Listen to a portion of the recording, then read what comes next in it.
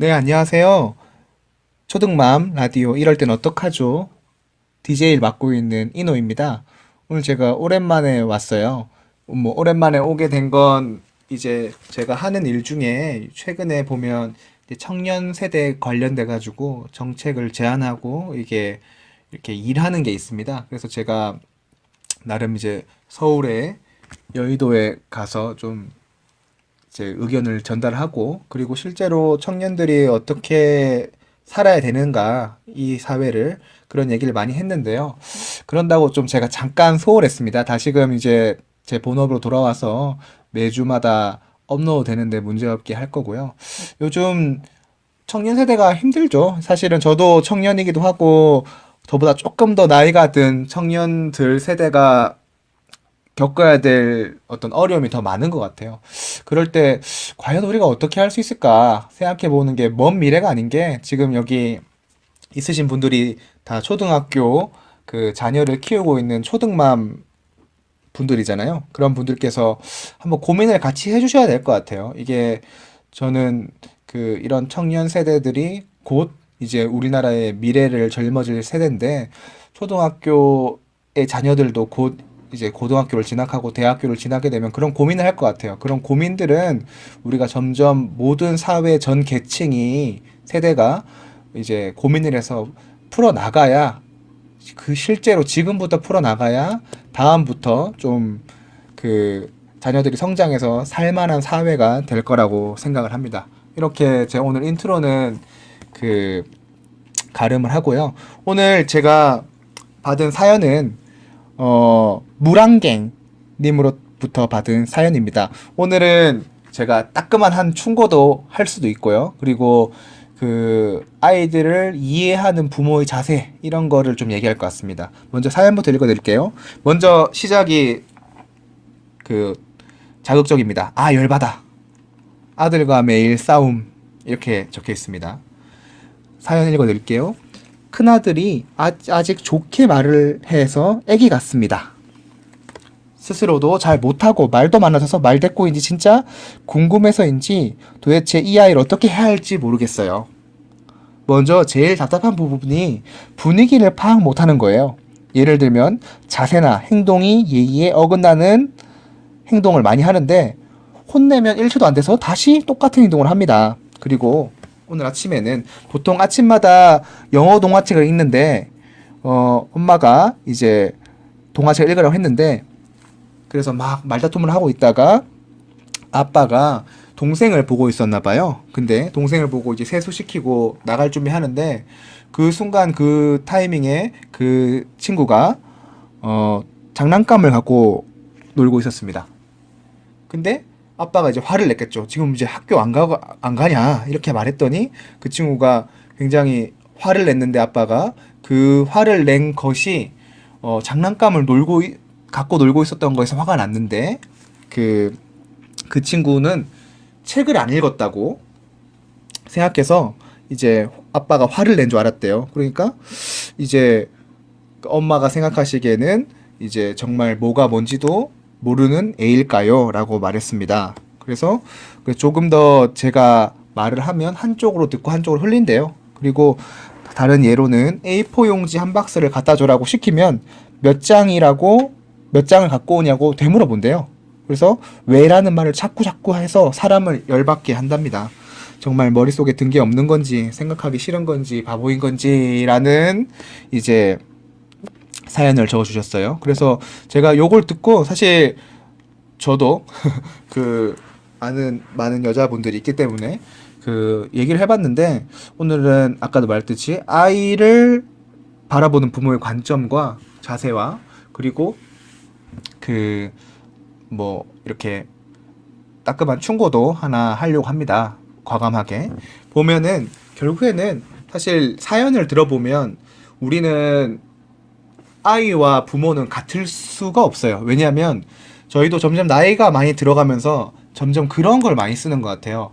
쉽게 말해서 생략법. 왜냐하면 우리는 경험적으로 정황상 많이 생략해도 됩니다. 예를 들어 어떠한 물건이 을 지목하지 않더라도 실제로 상황상 우린 너무 그런 상황을 많이 겪어봤기 때문에 저거 갖고 와 라고 하면 우리는 통용이 됩니다. 우리끼리는.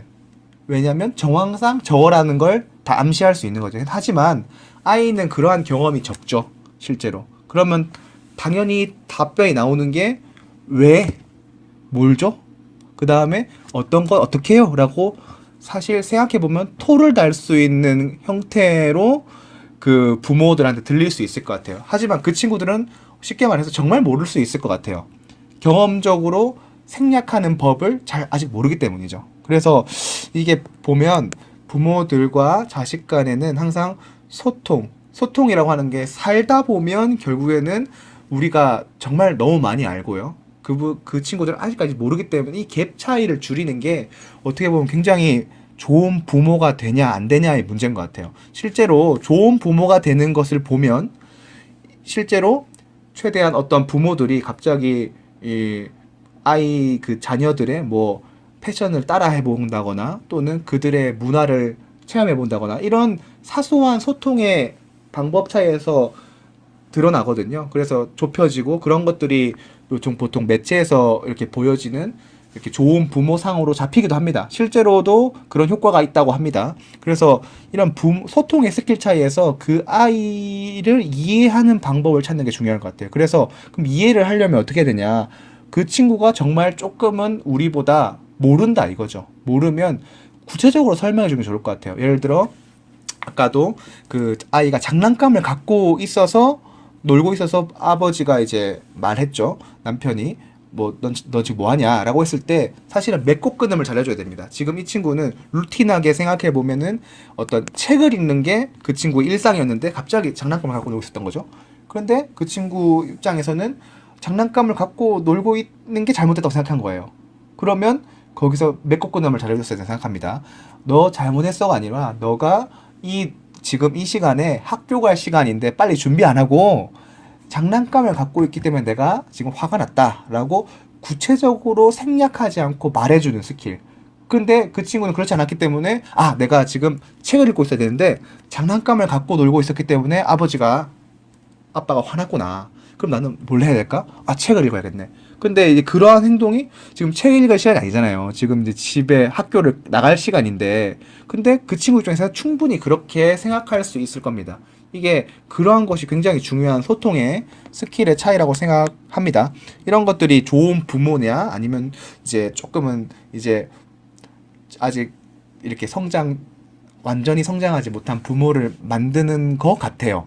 그래서 제가 사실 이 전반적인 맥락을 봤을 때 이게 엄청 거시적인 형태의 해결책이지만 구체적으로 그 아이에게 설명해 주는 게 관건일 것 같습니다. 구체적으로 더 앞에 생략하지 않고 말이 길더라도 앞에 이렇게 더 설명을 해주는 거죠. 그리고 나름대로 암시적으로 한번 부모도 생각을 해보세요. 왜라고 하는 걸 많이 물어보는 건 당연한 나일 겁니다. 근데 왜라고 하는 게 수십 번 가면 사실 그거는 토를 난다고 볼 수도 있을 것 같아요. 다만 이제 어떤 걸 우리가 말했을 때 무의식적으로 생략해서 그냥 경험적으로 알겠지라고 말했는데 그 친구 진짜 몰라서 왜라고 물어볼 수 있거든요. 그런 것들은 마음속으로 왜를 몇 번 정도 내가 물어봤을 때 이렇게 화나지 않을까?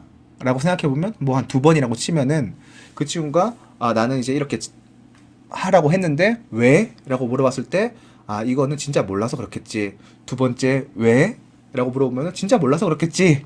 라고 하는 나름대로 그 부모가 이제 이 아이에게 진짜 몰라서 그럴 것이다 라고 하는 기준선이 있을 겁니다. 그 기준선을 세워보세요. 그럼 기준선을 세워보면 나름 그 뒤부터는 정말 토를 단 거라고 해서 따끔하게 말할 수도 있고, 그리고 그 안에 들어오면은 진짜 몰라서 하는 포용 정신을 보여줄 수 있을 겁니다. 그러면 아이도 이 엄마한테는 아빠한테는 왜라고 한 두세 번 정도만 그 안에서 간결하게 물어봐야겠구나 라고 하면 조금은 더 대화 스킬이 올라가지 않겠나 싶습니다. 그리고 마지막으로 제가 하고 싶은 얘기는 이 그 사연의 주인공께서 이제 부모로서 어떤 자식을 대할 때 이렇게 어떻게 보면은 이제 조금은 더 안아주는 자세가 되었으면 좋겠어요. 그리고 보면은 부모가 보기에는 그 자식이 사랑스럽기도 하지만 애증의 대상 아닙니까? 근데 다만 이제 그 친구한테 따뜻한 말, 그리고 조금은 쓰는 단어 표현이 부드러울수록 그 친구도 받아들이는 폭이 다를 것 같거든요, 저는. 그래서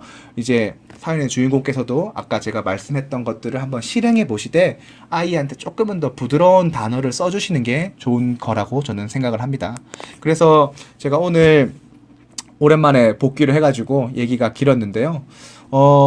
앞으로 우리가 이제 부모가 되는데 있어서 굉장히 시행착오가 많을 거예요. 근데 아까 제가 인트로에서도 말했듯이 그 친구들이 결국 커서 좋은 사회에 살기 위해서는 우리 세대가 우리 세대부터 노력을 해야 됩니다.